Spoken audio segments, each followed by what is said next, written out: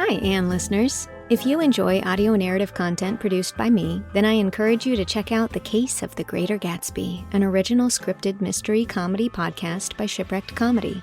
Set in 1940, The Case of the Greater Gatsby follows detectives to the stars Fig Weinstein and Ford Phillips as they investigate the murder of author-turned-screenwriter F. Scott Fitzgerald.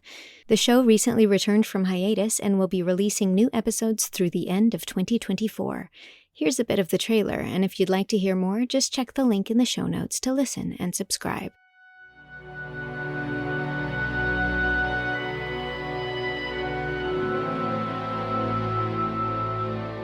Hollywood, 1940.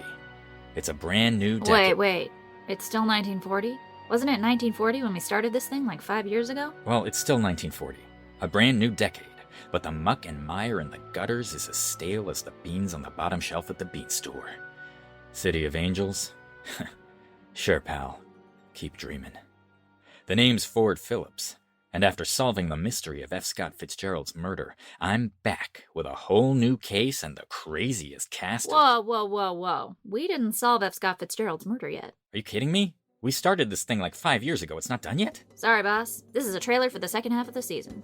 The name's Fig Weinstein, and in addition to solving crimes, reminding people I used to be an ace reporter, and accidentally putting both legs through one leg of my wide-legged trousers, I'm also very good at keeping track of what this podcast is about. And I, for one, can't wait.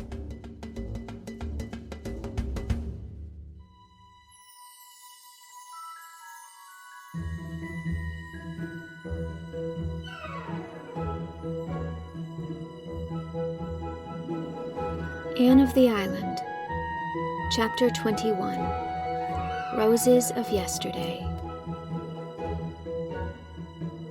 The fortnight Anne spent in Bolingbroke was a very pleasant one, with a little undercurrent of vague pain and dissatisfaction running through it whenever she thought about Gilbert. There was not, however, much time to think about him. Mount Holly, the beautiful old Gordon homestead, was a very gay place, overrun by Phil's friends of both sexes. There was quite a bewildering succession of drives, dances, picnics, and boating parties, all expressively lumped together by Phil under the head of jamborees. Alec and Alonzo were so constantly on hand that Anne wondered if they ever did anything but dance attendance on that will-o'-the-wisp of a Phil. They were both nice, manly fellows, but Anne would not be drawn into any opinion as to which was the nicer. And I depended so on you to help me make up my mind which of them I should promise to marry, mourned Phil. You must do that for yourself. You are quite expert at making up your mind as to whom other people should marry, retorted Anne rather caustically. Oh, that's a very different thing, said Phil truly. But the sweetest incident of Anne's sojourn in Bolingbroke was the visit to her birthplace, the little shabby yellow house in an out-of-the-way street she had so often dreamed about. She looked at it with delighted eyes as she and Phil turned in at the gate. "It's almost exactly as I've pictured it," she said. "There's no honeysuckle over the windows, but there is a lilac tree by the gate, and yes, there are the muslin curtains in the windows. How glad I am it is still painted yellow." A very tall, very thin woman opened the door. "Yes, the Shirleys lived here 20 years ago," she said in answer to Anne's question. "They had it rented. I remember 'em. They both died of fever at once. It was terrible sad. They left a baby. I guess it's dead long ago. It was a sickly thing. Old Thomas and his wife took it, as if they hadn't enough of their own." "It didn't die," said Anne, smiling. "I was that baby." "You don't say!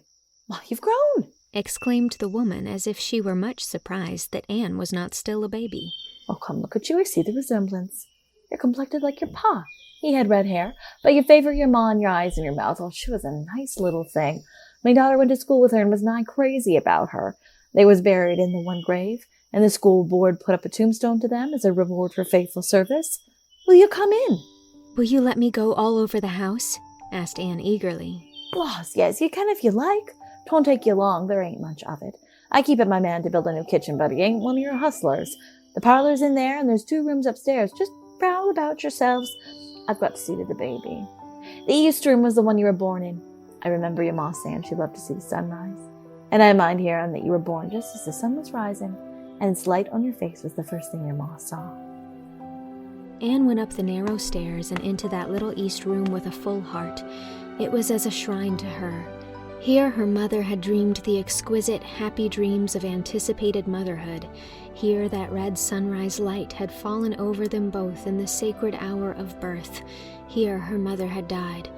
Anne looked about her reverently, her eyes with tears. It was for her one of the jeweled hours of life that gleam out radiantly forever in memory. "Just to think of it, Mother was younger than I am now when I was born," she whispered. When Anne went downstairs, the lady of the house met her in the hall. She held out a dusty little packet tied with faded blue ribbon. "Here's a bundle of old letters I found in that closet upstairs when I came here," she said. "I don't know what they are. I never bother to look at them. But the address on the top is Miss Bertha Willis, and that was your ma's maiden name. You can take 'em if you're keen to have 'em." "Oh, thank you. Thank you," cried Anne, clasping the packet rapturously. "That was all that was in the house," said her hostess. "The furniture was all sold to pay the doctor bills, and Mrs. Thomas got your ma's clothes and little things. I reckon they didn't last long among that drove of Thomas youngsters. They was destructive young animals, as I mind 'em." "I haven't one thing that belonged to my mother," said Anne chokily. I can never thank you enough for these letters." "Oh, you're quite welcome. Laws, but your eyes are like your ma's. She could just talk with hers. Your father was sort of homely, but awfully nice. I mind hearing folks say when they was married that there was never two people more in love with each other. Poor creatures. They didn't live much longer. They were awful happy when they were alive. And I suppose that counts for a good deal." Anne longed to get home to read her precious letters, but she made one little pilgrimage first. She went alone to the green corner of the old Bolingbroke cemetery where her father and mother were buried, and left on their grave the white flowers she carried. Then she hastened back to Mount Holly, shut herself up in her room, and read the letters. Some were written by her father, some by her mother. There were not many, only a dozen in all, for Walter and Bertha Shirley had not been often separated during their courtship. The letters were yellow and faded and dim, blurred with the touch of passing years. No profound words of wisdom were traced on the stained and wrinkled pages, but only lines of love and trust. The sweetness of forgotten things clung to them, the far-off, fond imaginings of those long-dead lovers. Bertha Shirley had possessed the gift of writing letters which embodied the charming personality of the writer in words and thoughts that retained their beauty and fragrance after the lapse of time. The letters were tender, intimate, sacred. To Anne, the sweetest of all was the one written after her birth to the father on a brief absence. It was full of a proud young mother's accounts of baby, her cleverness, her brightness, her thousand sweetnesses. "I love her best when she is asleep, and better still when she is awake," Bertha Shirley had written in the postscript. Probably it was the last sentence she had ever penned. The end was very near for her.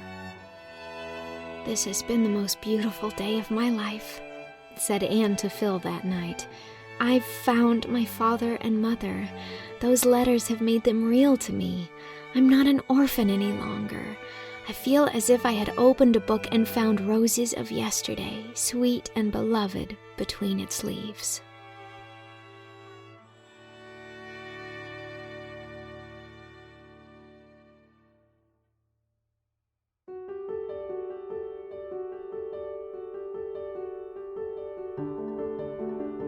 That was Chapter 21 of Anne of the Island. Philippa Gordon was read by Janet Krupin. The Tall, Thin Woman was read by Stefanie Drummond. Bertha Shirley was read by Mo Beatty. And Anne Shirley was read by me, Mary Kate Wiles. It is also recorded and edited by me. Special thanks to patrons Rachel Belinsky, Larissa Jones, Katie, Deborah Shapiro, and Phoebe Shaylor. Executive produced by Allie Bertz-Brown, Warren Day, Jane Leach, Shao Kuo, Lisel Perrine, and Justin Waterman. Support this project on Patreon at patreon.com/mkwiles to get access to the entire book, early episodes, ad-free episodes, and more. Thank you very much for your support. Chapter 22 will be coming next week. This podcast is sponsored by BetterHelp.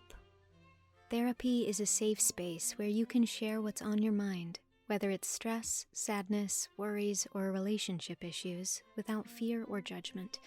The therapist is there to listen, ask questions, and help you see things from new perspectives.